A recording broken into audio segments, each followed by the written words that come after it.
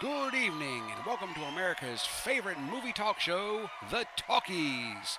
Now, here's your host, Jonathan. Hey, thanks, guys. Thanks, everybody. Welcome to The Talkies, America's favorite cheat sheet guide to the movies. Now, sit back and relax while I go through tonight's cheat sheet with you in my own special way. Okay, so tonight's talkie is a 1984 John Hughes film, 16 Candles.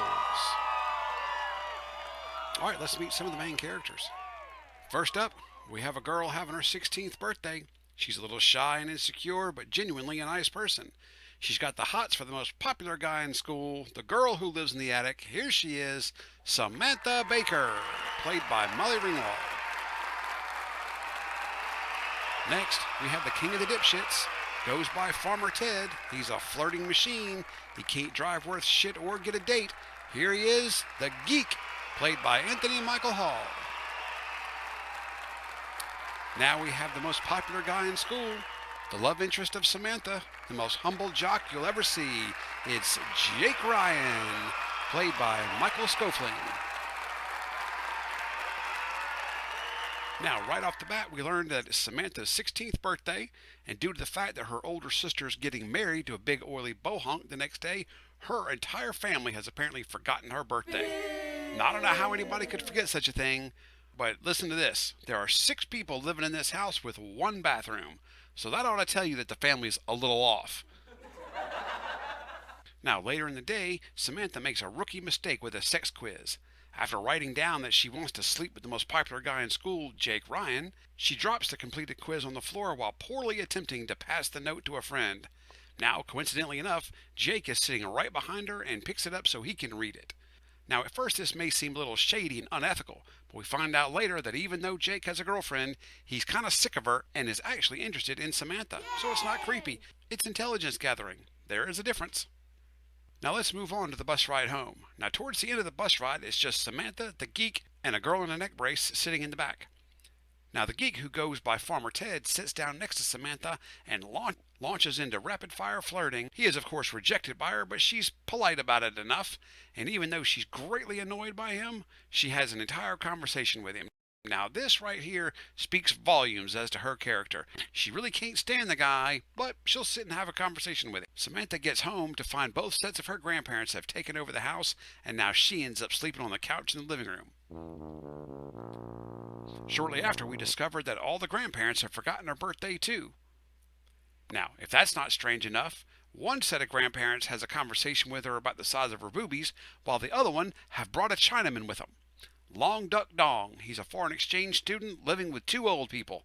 No, that doesn't seem weird to me either. Anyway, after dinner, Samantha goes to the school dance and ends up having to take Long Duck Dong with her. So at the dance, we find Farmer Ted bragging to all his friends about being in a relationship with Samantha. He even bets them that he'll sleep with her by the end of the night. And let me tell you, the stakes are high in this bet. 12 floppy disks. The geek and Samantha find themselves alone in the shop classroom. At this point, they have a conversation in which they confide in each other about the recent events. He continues to hit on her while she continues to say no. She tells him that she likes Jake, and he says that Jake was just asking about her in the gym and seems to like her too. Now this exchange ends with her running off to find Jake, not before doing the geek a favor by giving him her panties so he can lie and say that he slept with her and win the bet. It's an over-the-top kind gesture for someone who doesn't really like him that much. Now, while Jake struggles with his interest in Samantha and his disdain for his current girlfriend, Caroline takes it upon herself to throw a party at Jake's house since his parents are out of town. Now, in case you were wondering what happened to the donger, he got himself a woman, and he says that makes him happier than he's ever been in his whole life because now he has a place to put his hand.